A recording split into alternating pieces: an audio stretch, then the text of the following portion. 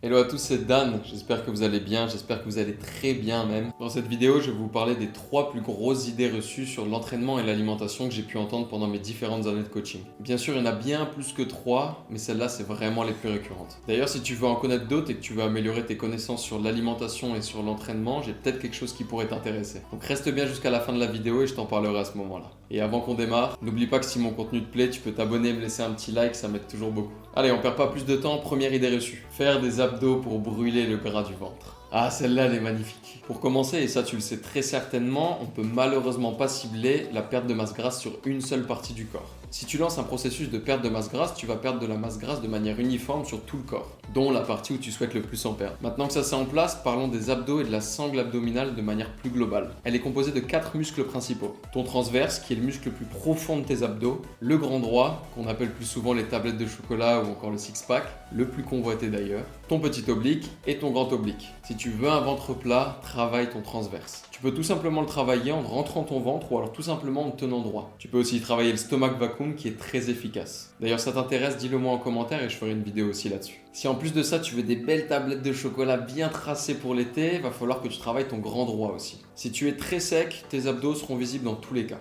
Maintenant, si tu veux qu'ils ressortent plus et que ce soit encore plus esthétique, il va falloir les travailler de manière spécifique. Dès que tu auras une flexion du buste, ton grand droit va s'engager. Comme exemple d'exercice, on a les crunchs par exemple ou encore les V-up. Donc à retenir sur cette première idée reçue. Si tu veux des abdos visibles, il faut que tu aies une bonne alimentation et un bon entraînement qui soit calibré avec ton objectif de perte de masse grasse. Travailler ton transverse et ton grand droit sera aussi indispensable si tu veux des beaux abdos bien visibles et tracés pour cet été. On passe à l'idée reçue numéro 2. S'entraîner plus pour prendre plus de muscles. Alors dans un sens, oui et non. C'est sûr que si tu t'entraînes une seule fois par semaine et que tu passes à 3 entraînements semaine, tu vas forcément prendre plus de masse musculaire. Mais la course toujours plus, ça marche pas à part si tu remplis quelques conditions. Vouloir faire des séances de plus en plus longues, ça ne marchera plus au bout d'un moment. T'évolues pas assez vite à ton goût avec des séances de 45 minutes. Donc tu te dis que tu vas passer à des séances d'1h30 à 2h comme tes bodybuilders préférés. Et tant qu'à faire, pas besoin de jours de récup, tu vas t'entraîner tous les jours de la semaine parce que c'est logique. Si je m'entraîne plus, je vais prendre plus de muscles, c'est logique. Eh ben, pas tout à fait. Premier point, tu as des réserves de glycogène disponibles dans tes muscles.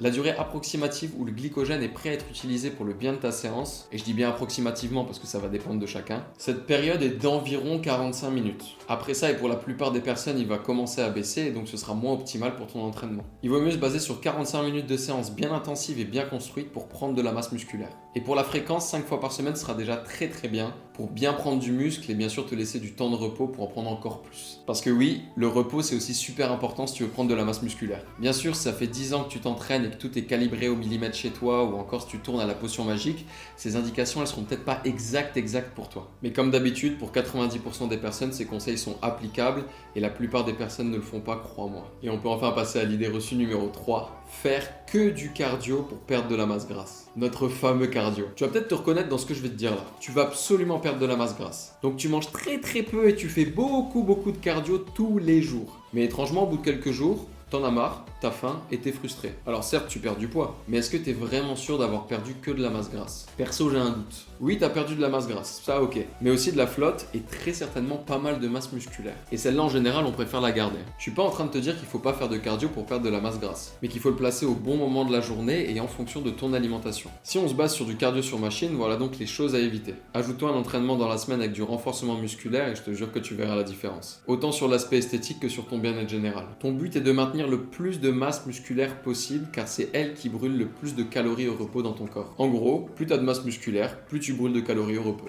C'est magnifique, non? Et pour terminer avec cette dernière idée reçue, si tu cherches à être en bonne santé, même à perdre du poids ou tout simplement rester fit, pense tout simplement à tes dépenses du quotidien. C'est ce qu'on appelle le NEAT. C'est tout simplement quand tu marches, quand tu prends les escaliers, quand tu fais le ménage et encore plein d'autres choses. Tout ça, c'est du NEAT. Et si tu l'augmentes, tu augmentes par le même biais ta dépense et donc tu vas perdre du poids. Je pense que c'est déjà pas mal juste pour 3 idées reçues. Comme je te l'ai dit en début de vidéo, j'ai un truc pour toi maintenant. Si t'es encore là, bah déjà merci à toi. Et si t'as aimé cette vidéo et que tu voudrais en savoir encore plus sur l'alimentation et sur l'entraînement, l'impact qu'ils ont sur le corps et comment vraiment les optimiser au maximum, David et moi-même, on lance notre formation Athletic Academy. Athletic Academy, c'est 4 heures d'apprentissage sur l'alimentation et la nutrition et 1 heure de training encadré par 2 coachs expérimentés. On va casser énormément d'idées reçues et t'apporter le plus de valeur possible pour faire grossir tes connaissances sur le sujet. Alors si ça t'intéresse et tu veux plus d'informations, n'hésite pas à me laisser un commentaire en écrivant Go ou à me contacter directement via Instagram. Et voilà, on se quitte déjà. J'espère que cette vidéo t'a plu et qu'elle pourra t'aider pour ta progression. Merci de l'avoir suivi encore une fois et nous on se dit à la semaine prochaine.